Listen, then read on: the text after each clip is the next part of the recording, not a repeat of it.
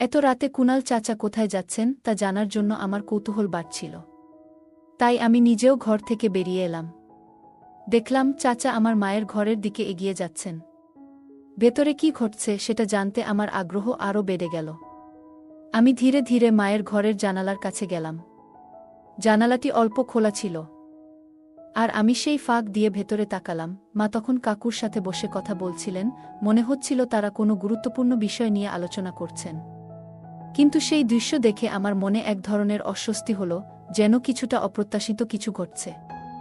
আমি দ্রুত ঘরে ফিরে এলাম, আর মনে নানা প্রশ্ন ঘুরপাক খেতে লাগল। বন্ধুরা, আজকের গল্পটা অনেক বেশি স্পেশাল, তাই কেউ মিস করো না। আর দয়া করে গল্পগুলো ভালো লাগলে ভিডিওটি লাইক, শেয়ার এবং চ্যানেলটি সাবস্ক্রাইব করো প্লিজ। আমার মা ছিলেন অনেক সুন্দর। গায়ের রং ছিল ফর্সা আর একটু স্বাস্থ্যবান। তিনি সব সময় পরিবারের জন্য কঠোর পরিশ্রম করতেন, তাই তার শরীর এখনও বয়সের ছাপ পড়েনি। তাই তাকে দেখতে এখনও কম বয়সী মনে হতো। এই বয়সে তিনি তার স্বামীকে হারিয়েছিলেন। তারপরেও জানি না তিনি কিভাবে এতটা দিন একাই কাটিয়েছিল।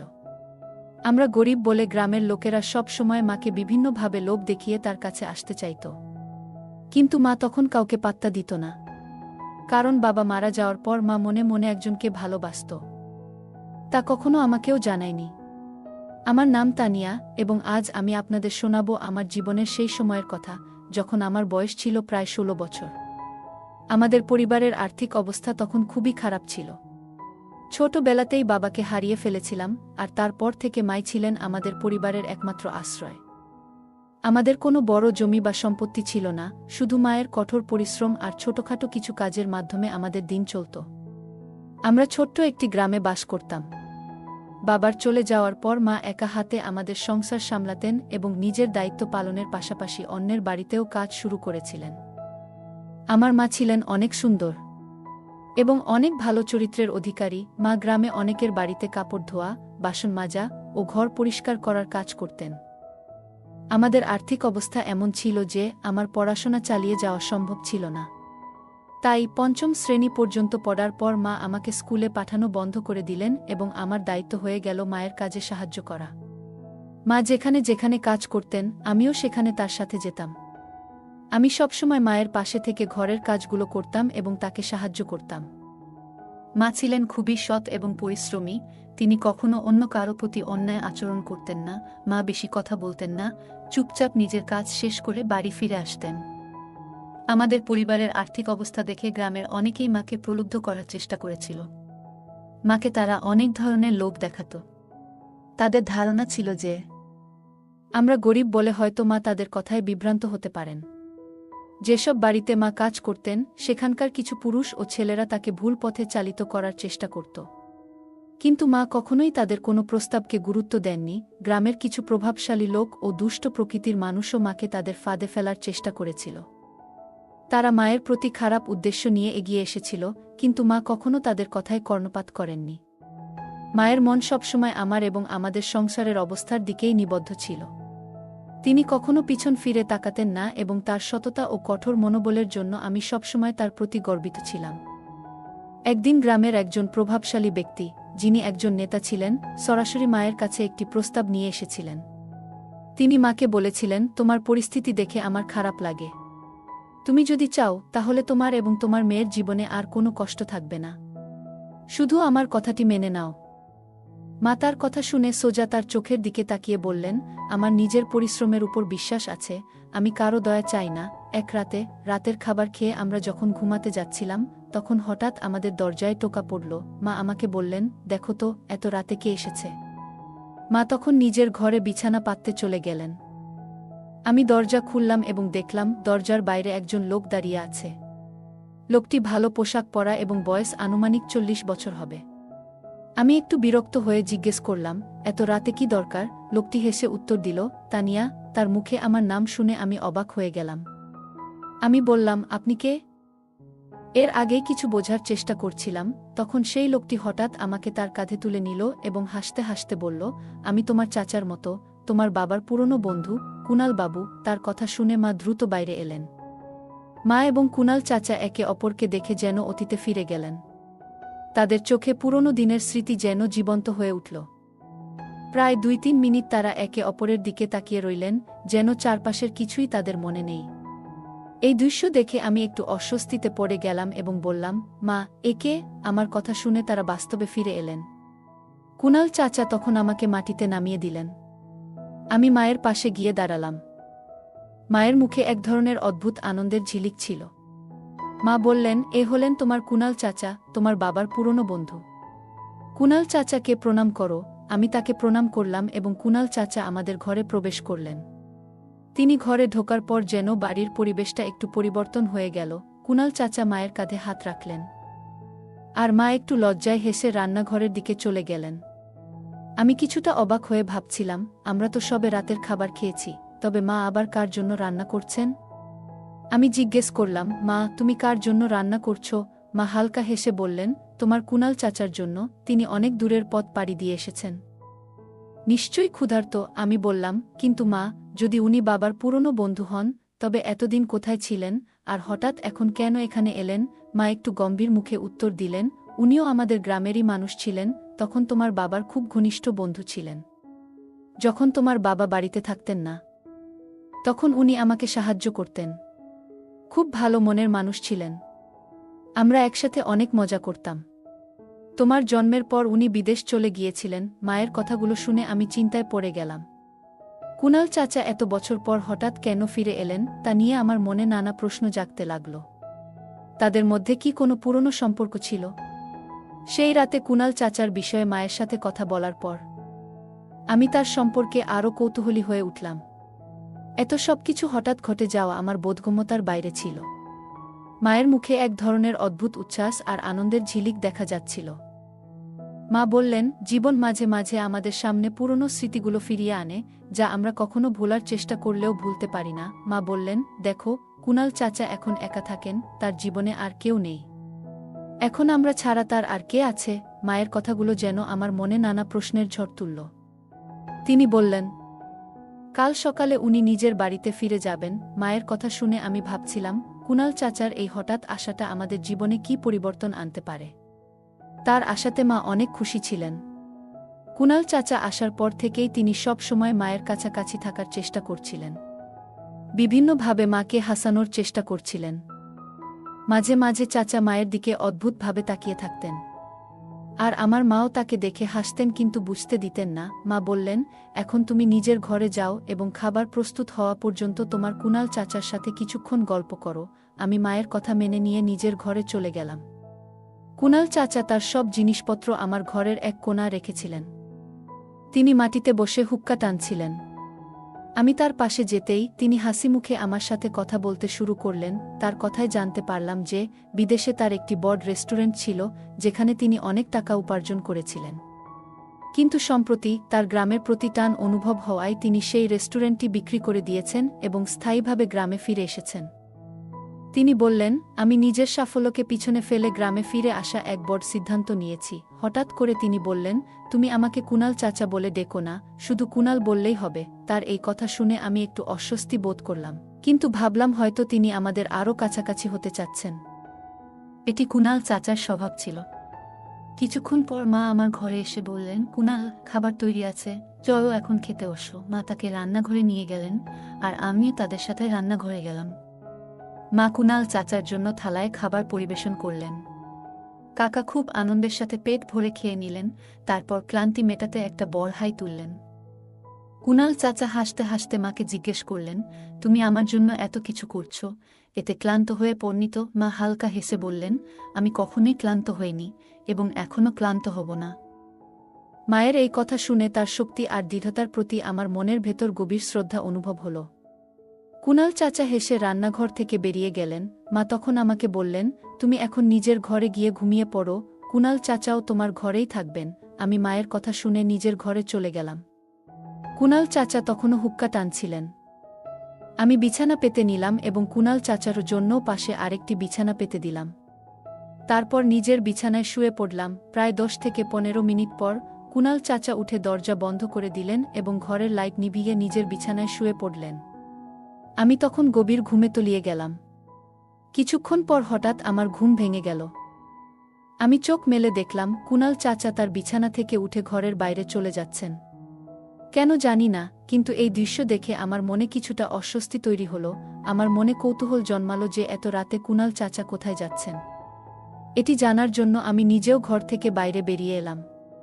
দেখলাম কুণাল চাচা মায়ের ঘরের দিকে এগিয়ে যাচ্ছেন।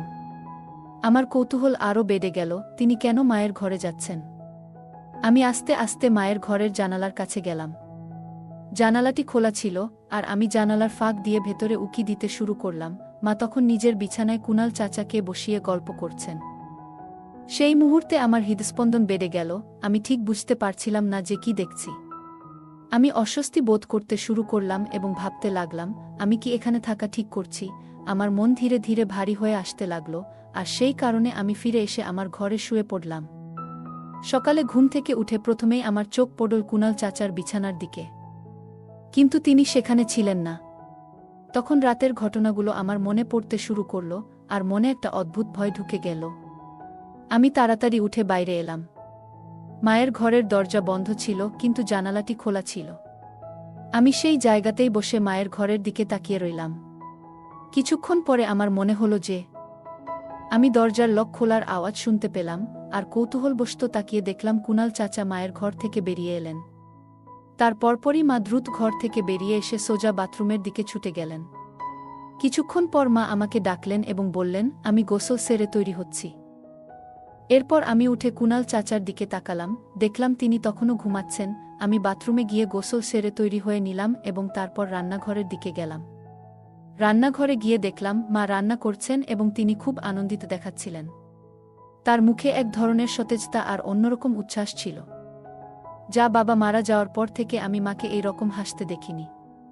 আমি মাকে বললাম, মা, তুমি আজ খুব খুশি মনে হচ্ছে। মা মুচকি হেসে বললেন, হ্যাঁ, আজ সত্যিই খুব ভালো একটা দিন। আমি মায়ের সাথে মিলে রান্নার কাজে হাত লাগালাম। আমরা একসাথে রুটি এবং তরকারি তৈরি করলাম। কিছুক্ষণ পর রান্না শেষ হলে মা কুণাল চাচাকে ডেকে বললেন, কুণাল, তাড়াতাড়ি আসো, খাবার তৈরি হয়ে গেছে। কুণাল চাচা তৎক্ষণাৎ উঠে বললেন, আসছি, এবং রান্নাঘরে চলে এলেন। আমরা তিনজন একসাথে বসে খাবার খেতে লাগলাম।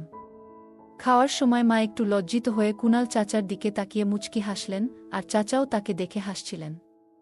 টেবিলে বসে কুণাল চাচা বললেন, এই খাবারটা সত্যিই দারুণ হয়েছে প্রিয়া, তুমি দারুণ রান্না করেছ। মা মৃদু হেসে তার প্রশংসা গ্রহণ করলেন। তারপর চাচা আমার দিকে তাকিয়ে বললেন, তুমিও তো তোমার মাকে সাহায্য করেছ, এজন্য তোমারও ধন্যবাদ। তুমি তো সত্যিই দারুণ মনের মানুষ। সেই সকালে আমাদের চারপাশের পরিবেশটা ছিল খুবই সুন্দর। আমরা সকলে একসাথে বসে খাওয়ার পর আড্ডা দিলাম, হাসিঠাট্টা করলাম। কুণাল চাচা কথাবার্তা শুনে আমার মনে একটা অন্যরকম শান্তি অনুভূত হচ্ছিল। আমরা তিনজন মিলে খাওয়া শেষে আমি আর মা গ্রামের কাজে বেরিয়ে গেলাম, আর কুণাল চাচা তার বাড়ি ফিরে গেলেন। রাতে আমি আর মা একসাথে বসে খাওয়া শেষ করলাম। তারপর আমি আমার ঘরে ফিরে এসে শুয়ে পড়লাম। সেই রাতে হঠাৎ আমার ঘুম ভেঙে গেল, কারণ বাথরুমে যেতে হচ্ছিল। আমি বাথরুম থেকে ফেরার সময় লক্ষ্য করলাম মায়ের ঘর থেকে কারো কথা বলার শব্দ আসছে। আমার মনে কৌতূহল হলো, মায়ের ঘরের দরজা বন্ধ ছিল, কিন্তু ভেতরে আলো জ্বলছিল। আমি ভাবলাম এত রাতে মা কার সাথে কথা বলছেন। এটি জানার জন্য আমি আস্তে করে জানালার পাশে গেলাম এবং উকি দিলাম। দেখলাম মা কারো সাথে ফোনে কথা বলছেন। মা বলছিলেন, কতক্ষণ হলো, আমি তো অনেকক্ষণ ধরে তোমার অপেক্ষায় আছি। তখন কুণাল চাচার কথা শোনা গেল, আমি তো এই গ্রামে একটি রেস্টুরেন্ট খোলার চিন্তা করছি, তাই জমির খোঁজে ব্যস্ত ছিলাম। তবে জমির মালিক অন্য গ্রামে থাকেন, তাই ওনার সাথে দেখা করতে অন্য গ্রামে যেতে হয়েছে। একবার যদি আমাদের দোকানটা খুলে যায়, তখন আর কোনো সমস্যাই থাকবে না। মা বলছিলেন, তুমি গ্রামে রেস্টুরেন্ট খুলে নিজের স্বপ্ন পূরণ করতে পারবে, কিন্তু এখন আমার ছোট্ট একটা অনুরোধ রেখো। কুণাল চাচা হাসতে হাসতে বললেন, তোমার যদি সত্যিই অনুরোধ থাকে, তবে আমার কাছে এসে বলো। এ কথা শুনে মা কুণাল চাচার কাছে গেলেন এবং তাদের মধ্যে একটা ঘনিষ্ঠ মুহূর্ত তৈরি হলো, যা আগেও কখনো হয়েছিল। রাত অনেক গভীর হয়ে গিয়েছিল, আর আমার চোখে ঘুম চলে এসেছিল, তাই আমি আমার ঘরে ফিরে এসে শুয়ে পড়লাম। পরদিন সকালে ঘুম থেকে উঠে মায়ের ঘরের দিকে তাকালাম, কিন্তু সেখানে কেউ ছিল না। এরপর রান্নাঘরে গিয়ে দেখলাম মা ইতিমধ্যে গোসল সেরে রান্নায় ব্যস্ত ছিলেন। মনে হলো কুণাল চাচা সেদিন সকালে তাড়াতাড়ি চলে গিয়েছিলেন, আর মা তাই তাড়াতাড়ি সব কাজ শেষ করে নিয়েছিলেন। আমি বাথরুমে গিয়ে তৈরি হয়ে রান্নাঘরে ফিরে এলাম। তারপর মায়ের সাথে বসে সকালের খাবার খেলাম। তারপর আমরা দুজনেই গ্রামের কাজে বেরিয়ে পড়লাম। এখন প্রায় প্রতিদিনই কুনাল চাচা রাতে আমাদের বাড়িতে আসতেন এবং মায়ের সাথে সময় কাটাতেন। সারাদিনের কাজের পর আমি এতটাই ক্লান্ত হয়ে যেতাম যে রাত হলে তাড়াতাড়ি ঘুমিয়ে পড়তাম। আর তাদের কথোপকথন শুনতে পেতাম না।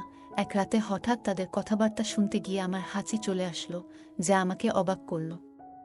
এরপর আমি চুপচাপ আমার জায়গায় ফিরে গেলাম। আমি তাড়াতাড়ি করে আমার ঘরে চলে গেলাম এবং বেশ কয়েকবার হাঁচি দিলাম। হাঁচি দিয়ে খুব ক্লান্ত বোধ করছিলাম, তাই ফিরে গিয়ে কারো কথোপকথন শোনার ইচ্ছা হয়নি। ঘুমিয়ে পড়লাম। কিছুদিন পর গ্রামের একধারে কুনাল চাচা একটি বড় বাড়ি তৈরি করলেন এবং পাশেই একটি দোকান চালু করলেন। সেখানে তিনি একটি রেস্টুরেন্টের ব্যবসা শুরু করেন। রেস্টুরেন্টের উদ্বোধনের দিন কুনাল চাচা আমাদের অনেক সুন্দর পোশাক উপহার দিলেন। অনেক বছর পর মা শাড়ি পরলেন এবং তাকে বেশ সুন্দর লাগছিল। রেস্টুরেন্টের উদ্বোধনটা মায়ের হাত দিয়ে হলো। সেই দিন থেকেই আমরা কুনাল চাচার বাড়িতে থাকতে শুরু করলাম। মা কুনাল চাচাকে তার জীবনের সঙ্গী হিসেবে মেনে নিলেন এবং সেই অনুযায়ী আচরণ করতে লাগলেন। প্রতিদিনের সকাল, দুপুর, সন্ধ্যা যখনই সময় পেতেন, মা এবং কুনাল চাচা একে অপরের সাথে খুশিমনে সময় কাটাতেন। আমার যখন বিয়ের বয়স হলো, কুনাল চাচা আমার বিয়ে তার ভাগ্নের সাথে ঠিক করলেন। বিয়ের পরেও আমাদের নিজেদের বাড়িতে রাখলেন, কারণ তার নিজের কোনো সন্তান ছিল না। তাই আমার স্বামীকেই তিনি তার নিজের ছেলের মতো করে দেখতেন এবং আমাদের সাথে একত্রে সুখে দিন কাটাতেন। আমাদের জীবনে ভালো সময় ও সকল সুবিধা ছিল এবং এর পেছনে আমার মা ও কুনাল চাচার অবদান ছিল। কুনাল চাচা আমার বিয়েটা তার বোনের ছেলে সুনীলের সাথে খুব ধুমধামের সাথে করিয়েছিলেন। বিয়ের কয়েকদিন পর, যখন ধীরে ধীরে সংসারের জীবন স্বাভাবিক হয়ে উঠল, একদিন কুনাল চাচা এবং আমার মা প্রিয়া আমাদের দুজনকে নিয়ে বিশেষ কিছু শোনানোর জন্য বসালেন। কুনাল চাচা বললেন, মেয়ে, আমি আর তোমার মা অনেক ভেবে একটি সিদ্ধান্ত নিয়েছি। আমরা চাই আমাদের সম্পর্ককে একটি নাম দিই। এখন সেই সময় এসেছে। আমি আর আমার স্বামী কিছুটা অবাক হলাম। তিনি আরও বললেন, তোমার মা প্রিয়া এবং আমি শীঘ্রই বিয়ে করতে যাচ্ছি। আমরা সবসময় একে অপরের পাশে ছিলাম এবং এখন আমরা চাই সমাজও আমাদের সম্পর্ককে মেনে নিক। মায়ের চোখে এক বিশেষ উজ্জ্বলতা ছিল এবং কুনাল চাচার মুখে ছিল প্রশান্তির হাসি। এই সিদ্ধান্তটা আমাদের জন্য হঠাৎ মনে হলেও মায়ের চোখে আমি সত্যিকারের আনন্দ দেখেছি। মা এবং কুনাল চাচার বিয়ের কথা শুনে মনে হলো আমাদের পরিবারটা সম্পূর্ণ হয়েছে। কয়েকদিন পর কুনাল চাচা আর মা খুব সাধারণভাবে বিয়ে করলেন, যেখানে শুধুমাত্র ঘনিষ্ঠ আত্মীয়স্বজন ও পরিবারের লোকেরা ছিল। এই বিয়ের পর আমাদের সম্পর্কগুলো আরও দৃঢ় হয়ে উঠল এবং আমাদের পরিবারে এক নতুন শুরু হলো। সময় এগিয়ে চলল আর কুনাল চাচার রেস্টুরেন্টের ব্যবসা ক্রমশ সাফল্যের মুখ দেখল। মা কুনাল চাচার সাথে খুবই সুখী ছিলেন এবং তারা দুজনে একে অপরের পাশে থেকে সবকিছু সামলাচ্ছিলেন। আমার বিয়ের কিছুদিন পরই জানতে পারলাম আমি মা হতে চলেছি। এই খবর শুনে মা এবং কুনাল চাচা আনন্দে উদ্বেলিত হলেন।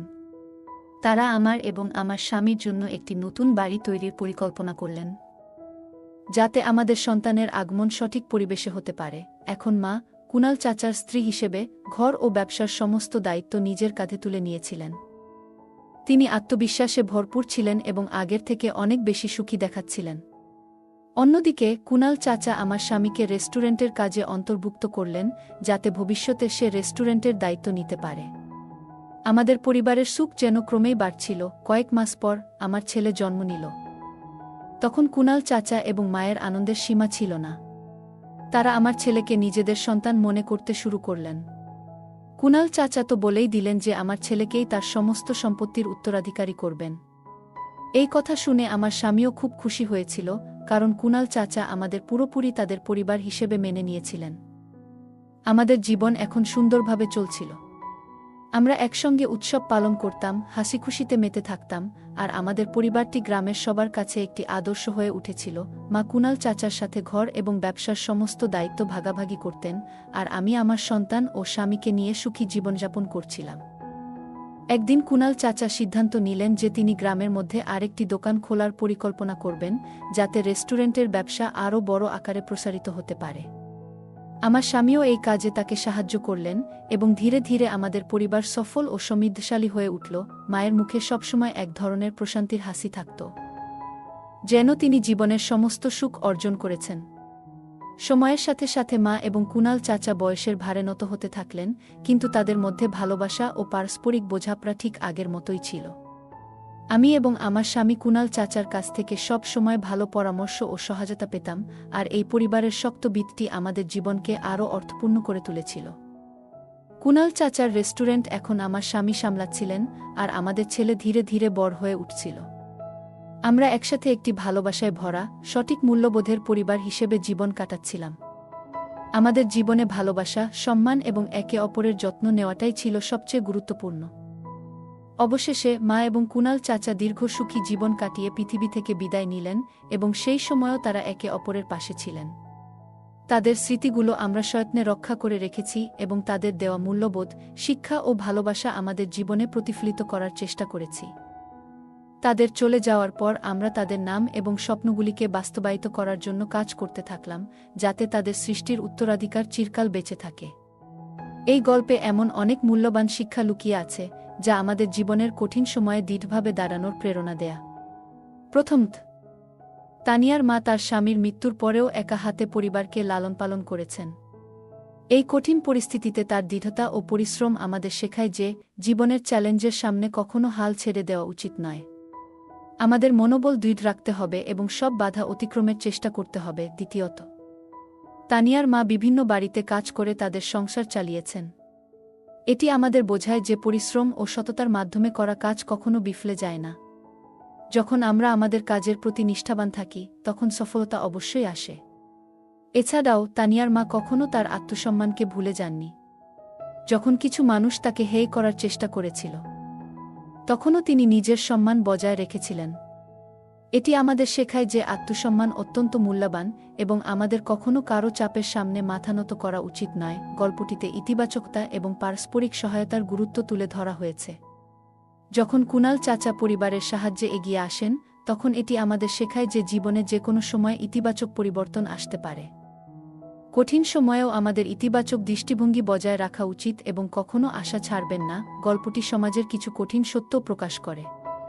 মায়ের প্রতি স্থানীয় নেতাদের এবং দুষ্কৃতীদের আচরণ আমাদের স্মরণ করিয়ে দেয় যে সমাজে সততা এবং সঠিক আচরণ বজায় রাখা খুবই গুরুত্বপূর্ণ। শেষ পর্যন্ত, যখন কুনাল চাচার সাহায্যের হাত বাড়িয়ে দেন, তখন এটি তানিয়া এবং তার মায়ের জন্য নতুন আশার আলো হয়ে ওঠে। এই গল্পটি আমাদের মনে করিয়ে দেয় যে কঠিন সময়েও কখনো আশা ছেড়ে দেওয়া উচিত নয়, কারণ সহায়তা যে কোনো সময় আসতে পারে। তানিয়ার গল্প থেকে আমরা জীবনের অনেক গুরুত্বপূর্ণ শিক্ষা পাই। এই গল্পটি আমাদের অনুপ্রেরণা দেয় কিভাবে আমরা প্রতিকূলতাগুলির মুখোমুখি হতে পারি এবং আমাদের নীতিগুলিকে ধরে রাখতে পারি। জীবনে সবসময় এগিয়ে যাওয়ার চেষ্টা করা উচিত এবং প্রতিটি চ্যালেঞ্জ থেকে শেখার মানসিকতা বজায় রাখা উচিত। যদি এই গল্পটি আপনার হৃদয় ছুঁয়ে যায়, তবে অনুগ্রহ করে ভিডিওটি লাইক করুন। গল্পটা কেমন লাগলো জানাতে ভুলবে না। আরও মজার মজার রোমান্টিক গল্প শুনতে চাইলে ভিডিওটি লাইক, শেয়ার এবং চ্যানেলটি সাবস্ক্রাইব করতে এবং বেল আইকনটি ক্লিক করতে ভুলবে না। ধন্যবাদ।